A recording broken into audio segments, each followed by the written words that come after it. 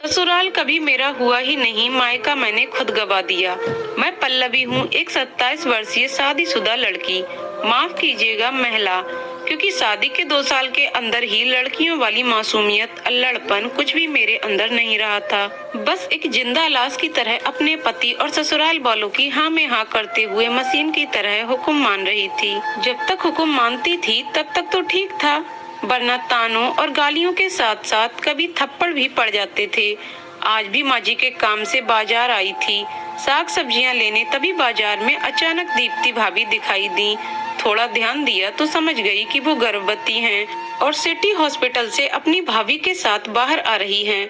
सोचा कि जाकर उनसे बात करती हूँ, लेकिन पुरानी बातों को याद करते हुए मन खिन्न हो गया। लेकिन फिर अपने ईगो को एक तरफ रखकर अपने होने वाले भतीजे भतीजी के लिए उनकी खैरियत जानने के लिए मैं दीप्ति भाभी की तरफ चल पड़ी। दीप्ति भाभी, कैसी हो आप? भैया नहीं आए आपके साथ हॉस्पिटल? ऐसे में उनको साथ आना चाहिए ना। मैं ठीक हूँ, और रही आपके भैया के साथ आने की, मेहरबानी करके इस तरीके से बिहेव मत कीजिए जैसे आपको कुछ पता ही नहीं है। मुझे तो कुछ पता नहीं है। क्या हुआ, सब ठीक है ना भाभी? क्या आपको सच में कुछ नहीं पता? भाभी ने अपने लहजे में नरमाई लाते हुए कहा। नहीं भाभी, सच में मुझे कुछ नहीं पता। दरअसल हम दोनों अब साथ नहीं हैं, 4 महीने हो गए हैं। क्या? लेकिन यूं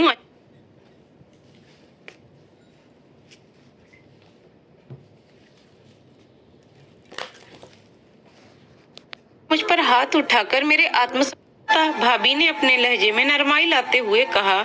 नहीं भाभी, सच में मुझे कुछ नहीं पता। दरअसल हम दोनों अब साथ नहीं हैं, 4 महीने हो गए हैं। क्या? लेकिन यूं अचानक, मतलब ऐसा भी क्या हो गया?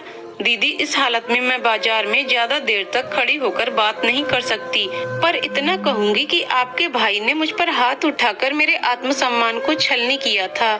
इसीलिए मैंने आपके भाई को और उस घर को 4 महीने पहले छोड़ दिया है। इससे ज्यादा मैं बात नहीं कर सकती। ठीक है भाभी, आप जाइए। मेरे लायक कोई काम हो तो बताइएगा। इतना कहकर मैंने उनके कंधे पर हाथ रख दिया और भाभी ने एक व्यंग्यात्मक मुस्कान मेरी तरफ छोड़ दी, जिसने मुझे अंदर तक छलनी कर दिया, या यूं कहूं कि आईना दिखा दिया।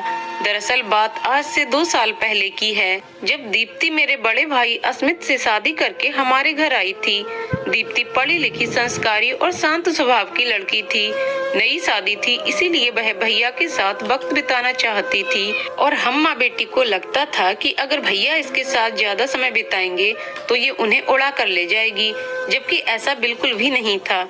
हाँ, इस बात का एहसास हमें बाद में हुआ कि दीप्ति भाभी ऐसी बिल्कुल भी नहीं है, लेकिन उस समय हम माँ बेटी दीप्ति भाभी से ईर्ष्या कर बैठे, और इसी ईर्ष्या के चलते उन्हें सताने में, परेशान करने में, उन्हें ताने उलाहने देने में हमने कोई कसर नहीं छोड़ी। हालांकि 3 महीने बाद मेरी भी शादी होने वाली थी, लेकिन तब भी मैं इस बात को नहीं समझ पाई कि नई शादी में पति पत्नी को आपस में कुछ समय बिताना कितना जरूरी होता है। खैर, मेरी शादी के बाद भी इसी तरीके से चलता रहा। भैया की अटेंशन पाने के लिए हम माँ बेटी भाभी को परेशान करने का हर संभव प्रयास करते थे, जिसकी वजह से कहीं ना कहीं हम भाभी की नजरों में गिर गए। अब तो मेरा मायके आना भी भाभी को गवारा नहीं था, क्योंकि मेरा मायके आने का मतलब घर में लड़ाई झगड़ा, हंगामा, क्लेश था, जिससे शांत स्वभाव वाली दीप्ति भाभी बचना चाहती थी। कहते हैं कि जैसा बीज बोओगे वैसा ही फल भी आपको मिलता है। शादी के बाद धीरे धीरे मैंने भी महसूस किया कि मेरे साथ भी वही सब कुछ हो रहा था जो मैंने दीप्ति भाभी के साथ किया था। जिस तरीके से माँ और मैं मिलकर दीप्ति भाभी को ताने देते थे, परेशान करते थे, मेरे साथ भी वही हो रहा था। इसी बीच शादी के 6 महीने बाद ही एक्सीडेंट में माँ की मृत्यु हो गई। अब मायके के नाम पर मेरे पास केवल भाई और भाभी ही बचे थे, वही भाई भाभी जिनकी नजरों में मैं पूरी तरीके से गिर चुकी थी। दूसरी तरफ देखती भाभी ने हमेशा अपनी भाभी से बना कर रखी थी। शायद इसीलिए आज भी जब उन्होंने इतना बड़ा फैसला ले लिया है, तब भी उनकी भाभी उनके साथ खड़ी हैं। और मैं रोज अपने पति के द्वारा गालियां सुनने और मार खाने के बाद भी ससुराल में ही हूँ। मैंने अपना मायका अपना गिरी हुई हरकतों से खो दिया था। मेरे गालों पर पड़ा हुआ हर थप्पड़ मुझे एहसास कराता था कि अगर मैंने भी दीप्ति भाभी की तरह अपनी भाभी से बनाकर रखी होती तो शायद वह मुझे इस नरक से निकाल लेती या मैं खुद ही ये घर छोड़कर चली जाती। लेकिन आज मैं यहीं पर हूँ क्योंकि मुझे सहारा देने वाला कोई नहीं है। मैंने खुद अपने पैरों पर कुल्हाड़ी मार दी है। आज मैं जिंदगी के उस मोड़ पर खड़ी हूँ जहाँ ससुराल कभी मेरा हुआ नहीं, मायका मैंने खुद गवा दिया। दोस्तों, अक्सर हमारी कहानियों में अंत भला तो सब भला का ही सिद्धांत पाया जाता है, लेकिन आज इस कहानी को दुखद अंत के साथ छोड़ रही हूँ क्योंकि यही जीवन का सत्य है।